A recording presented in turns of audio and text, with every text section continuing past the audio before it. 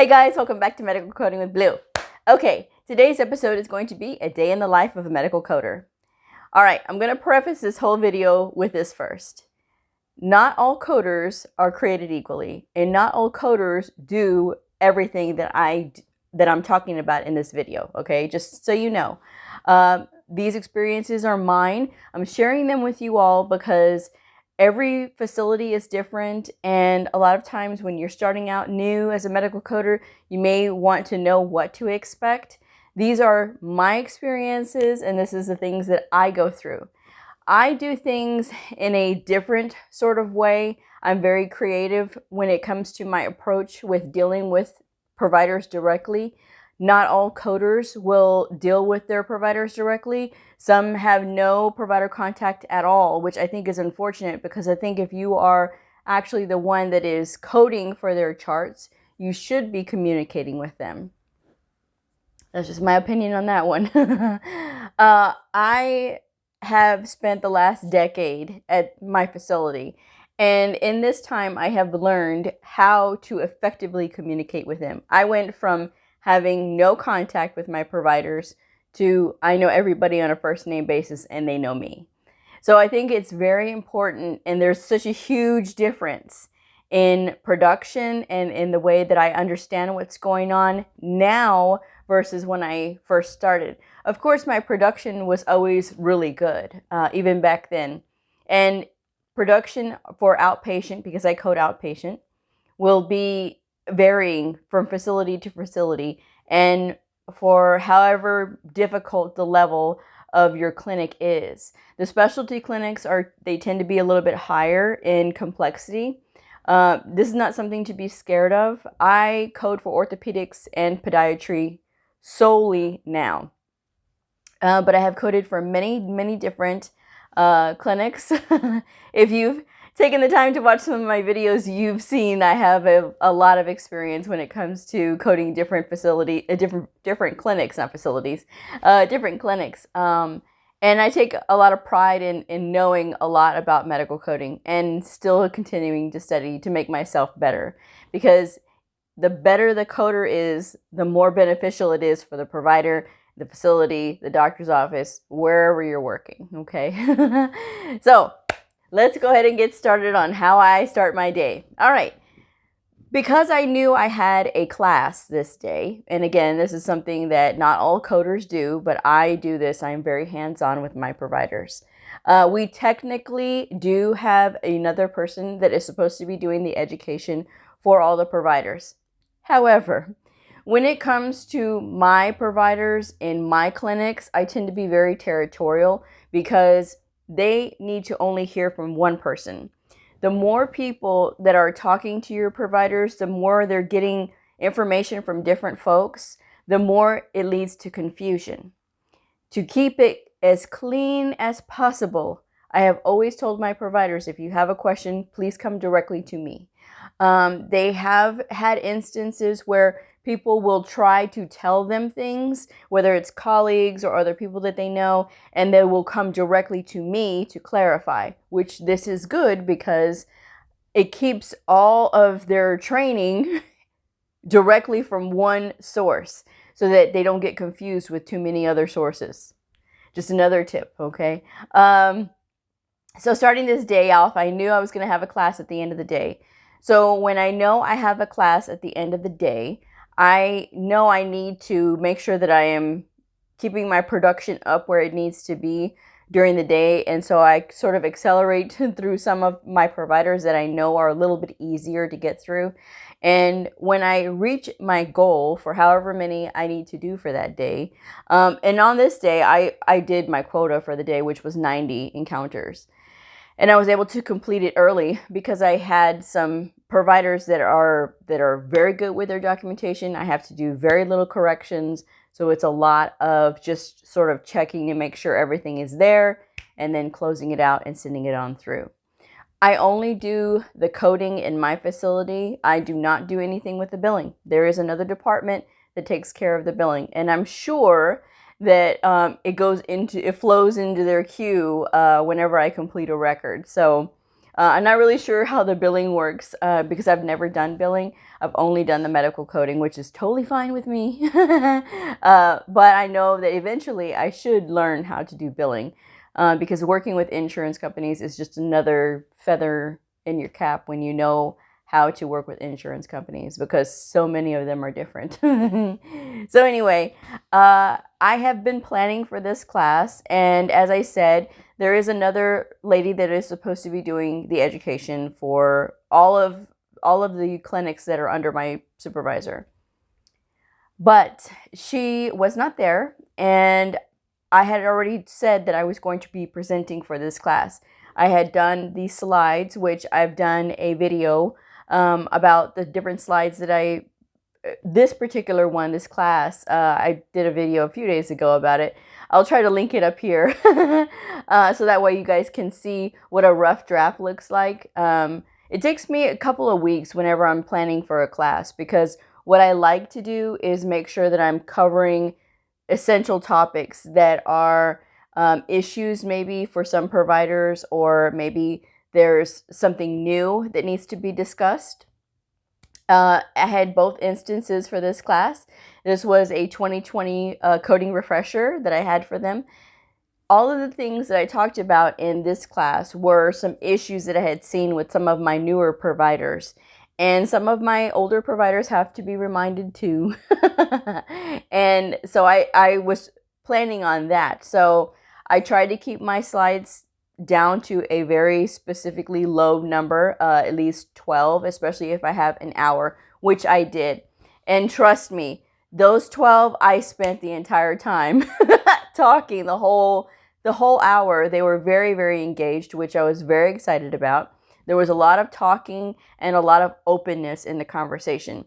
They expressed their frustration about some things, and they expressed surprise at other things. And then sometimes they were like, well, I didn't know that. And so the whole thing was, it was just very good conversation.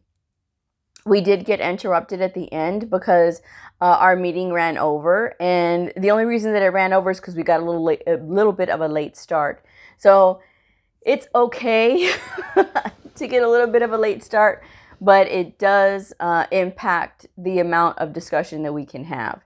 And this is why I was making sure that I told them during the class that it's very valuable, this time that I have with them. I don't get a lot of time to do these kinds of things because when I am giving them a class, that 1 hour is being taken away from my coding time.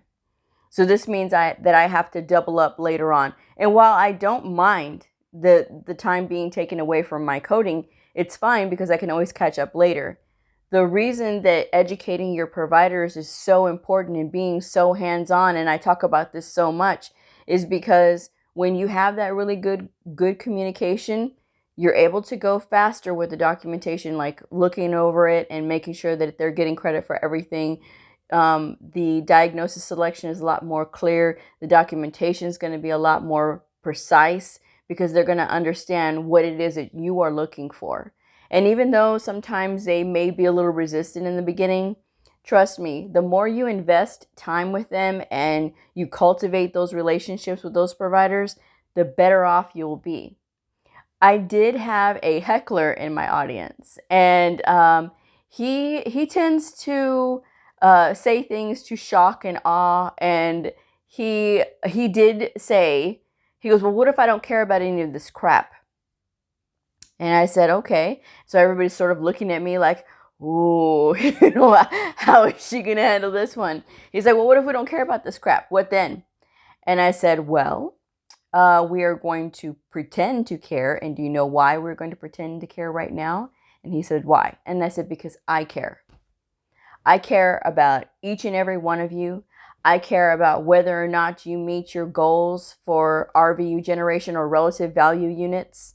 Every procedure, every evaluation and management level has a different RVU value to it. And this is how facilities are able to understand and know how much revenue a particular provider is generating, because they have these RVU goals. They have MGMA goals. They have these goals that they set, and to make sure that the provider stays productive. And when they are not meeting these goals, the question comes into play, like, what's going on? Is it a coding issue? And they always tend to blame the coder first. And this is another thing that I told them in the meeting. I said, you guys, the first person that gets blamed when you all are not meeting your goals is me, because I'm the coder. They're going to assume that I did not touch your encounters, which is not true, because out of all the clinics in the hospital, they are their records are touched more quickly and more timely than any other clinic in the hospital. So, I mean, that says a lot about me and the diligence that I have with working on their encounters and getting the most done that I could possibly get done in a day. And because I do that, and because I am trying very hard to make sure that they're getting credit for everything, I do demand a little bit more respect in return, because that is important. It is important to me that they understand and know that I take their work very seriously. And so I told him, I said, well, we're going to pretend right now that we care, because I care about you. I care about you, you, and you, and you, and you. I said everybody in the room. And because I care, and because I said, in the hospital, who is the highest performing clinics in the hospital? I said, can anybody tell me? And they go, orthopedics and podiatry. I said, exactly. Why is that? And they said, because you care. And I said, there we go. There was no more. There was no more heckling after that. And I said it in a way that was not disrespectful, but I am being truthful. This is serious business. And this is what I tell them. And they're surprised when I tell them that I have a YouTube channel. I said, I take this very seriously. This is not something that I'm just here to collect a check and go home. That is a very common thread among a lot of people, unfortunately. And it makes me nuts, because to me, there's so much fun and fascinating stuff to learn about this.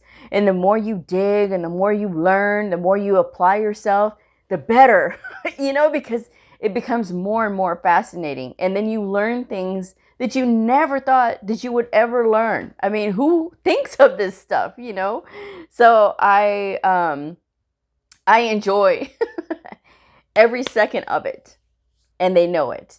And so by the end of the class, they all were just always asked everybody was just rapid fire with questions.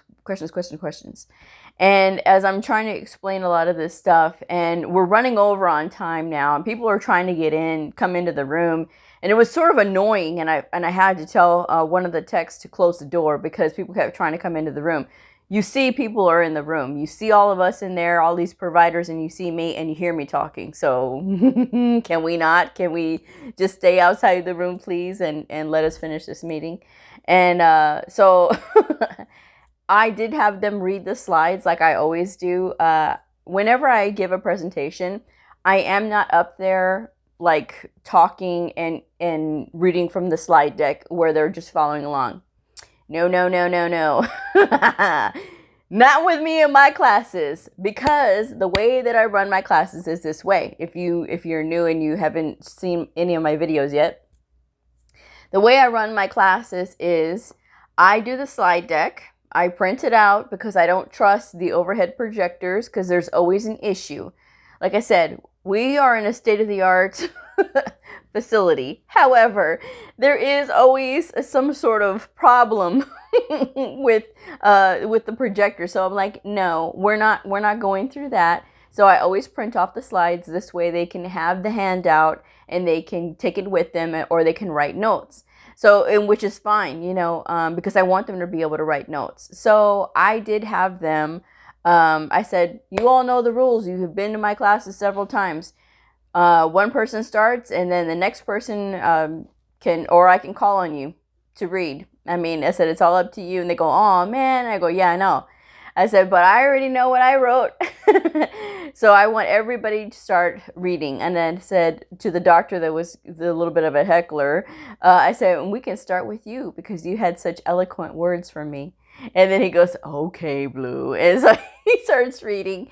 And then we were discussing, you know, what was with this and what was with that. And I like when providers are able to explain to other providers, because as soon as somebody gets done reading the slides, another provider will ask a question, and then another provider will jump in and say exactly what it's supposed to be, exactly the right answer. And I'm like, yes, that's what I like to see. I like when they're that way because it tells me that they're paying attention, they understand what's going on, and they know.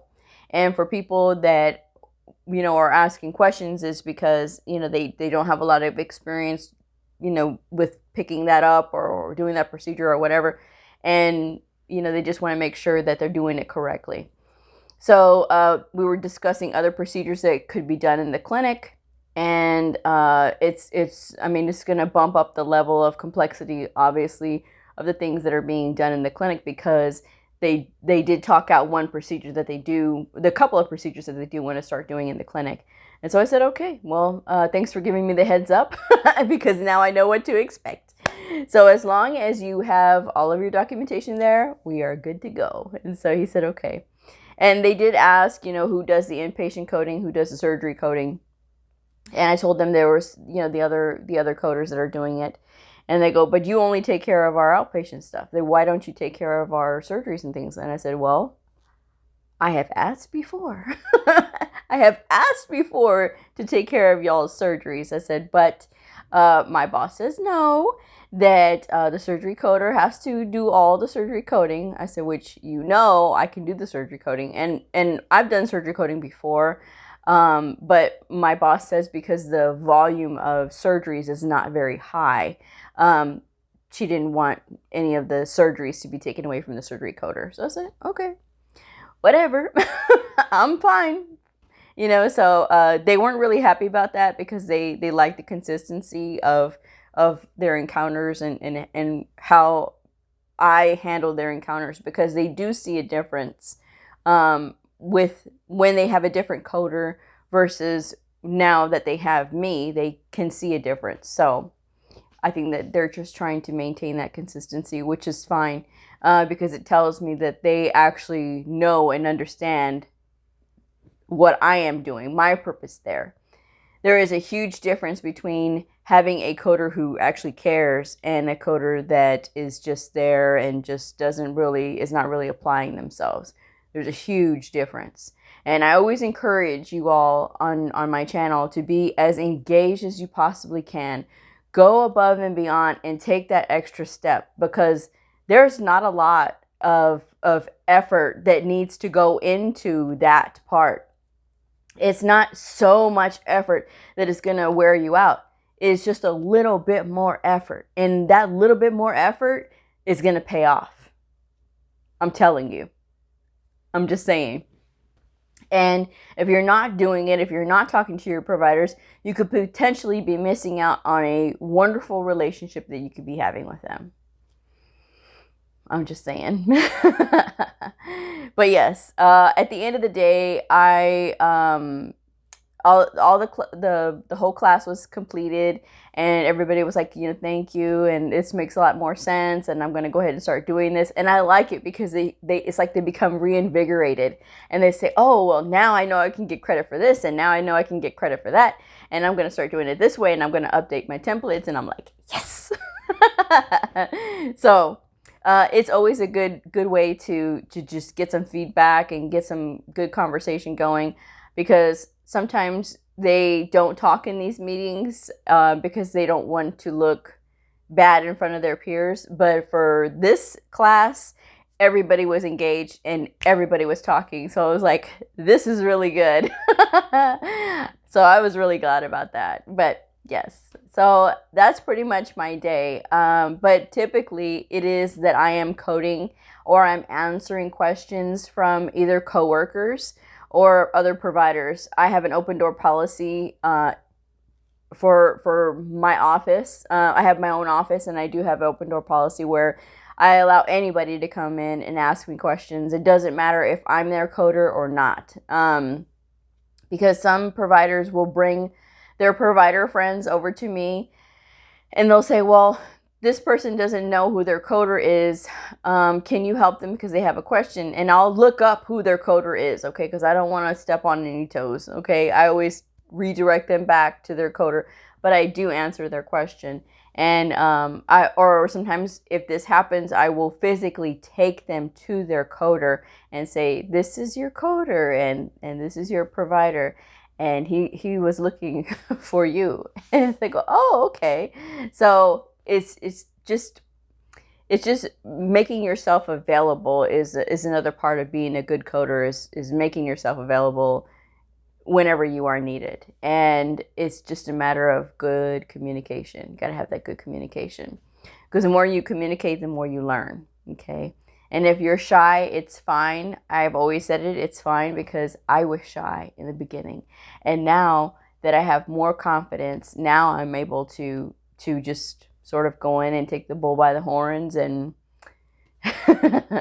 charge on. So, but that's the way I handle it, and that's what I do. But I do concentrate when I need to concentrate. I will close the door. I will start working on my encounters so that I can start really working and getting a lot of them knocked out. If I find that I have a provider that is slacking off or not working as efficiently as they should be, then I will talk to them one-on-one to make sure that they understand that they could potentially be missing out on a lot of credit if they continue the path that they're on. So it's a lot to being a medical coder, but it is a lot of fun. And the more you get into it, the better it will be. So I'm going to go ahead and wrap this one up, but that's my video for today. I will be back later on with more videos, and so thank you so much for tuning in. I really appreciate you guys. I have seen a surge in subscribers, so thank you very much. And for the people who have been with me for the longest, I appreciate you more than you know, because of your support and because of all of your positive energy, it just gives me more encouragement to do these videos every single day. So I thank you for being here with me, and I'm going to go ahead and wrap this one up. So if you are a medical coder, a medical coding student, somebody curious about the fascinating world of medical coding, a provider or a nurse, I invite you to like and subscribe and follow me on my journey in medical coding. I will see y'all on the next video. Bye!